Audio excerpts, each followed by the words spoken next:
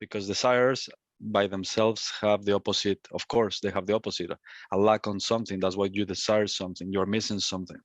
But any subtle intention about anything, any movement whatsoever between mind, thought, emotion, idea, anything is coming from me, from I, from falsehood. If you knew who you really were, you will never, ever even contemplate the idea to explore peace, love, or happiness. That's just non-existent, because you know, it's just self-revealing.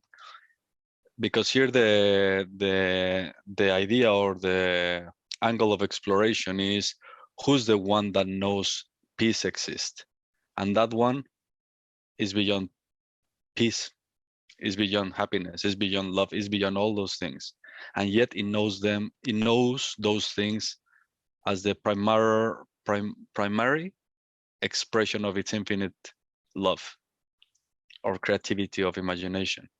But the one that is the witness of all of that is beyond all those qualities. That's why it will never be looking for any of those things, because it's beyond of those things, and yet he's those things. It's amazing. It's tricky, the words to put into a mind frame too, so we can comprehend the simplicity and the profoundness of your true self, you know. But the answers, you will never get them outside. There's gonna be a point when you stop, and you gotta go so within and go within your heart, that the one looking for, the one doubting, the one getting clarity, the one, you'll see it as a phantom that has nothing to do with you, you know. So it's amazing, this game, because sometimes we gotta be honest where we are, where we've been at the same time, because even though that the highest reality is that there's nothing other than the self, one has to be humble enough to don't kid oneself that any concept or an idea is pretending to know the highest reality, you know. Without that humbleness or that ground, putting your feet on the earth, so to speak, this is where I am, or this is where I think I am, and that's enough. That humble, honest answer can actually transform you more than pretending that you know anything about the reality of the self, and that's really important, super important. And then you start to get into this experience that, I don't know, you're empty, you might know, things might get clear, things might not get clear, and you step out of the way and don't listen to that I that starts with everything. Because like I said, the game of the self, the true game of the self, is different than people think it is. And everything is within you, as you to find out your true nature, you know. It has always been this simple. Any subtle intention, idea, or anything at all is the opposite of the simplicity of being.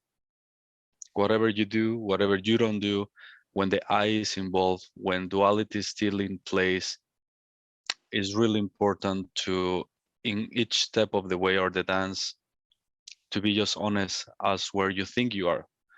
Because that's another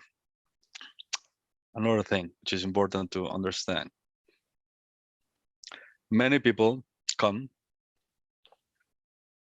and they think they are in a state of mind or insight or clarity or something. In reality, you will never be where you think you are. Everything you think you are exploring or discovering is a lie. It's based on duality, fantasy, and it will never be real. It seems real, but it will never be real. As long as the I exists, the relationship between I something else, that's why it is really important that everything is treated as a dream or as a movie or as a cosmic event, which is fascinating.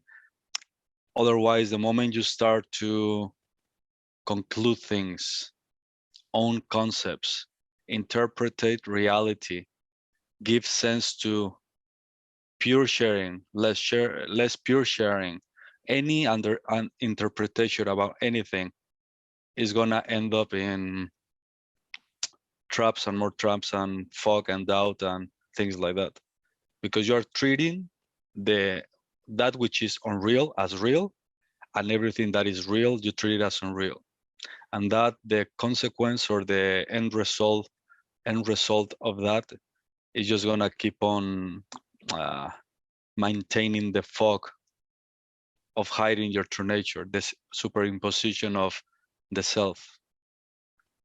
The game is amazing. Is amazing, powerful. In one way, is the easiest game. In a way, it's so easy to not listen to the I, to the ego. It's so easy to start to get clarity where duality really starts. So where it starts is also where it ends. You know, if you get clarity of where it starts, it will end immediately. And that's one of the simplest things. But of course, it makes it really, really hard for the one that is playing the game of awakening. Not for awakening. Awakening is easy. Full awakening is a different ball game. You know, it's a different ball game.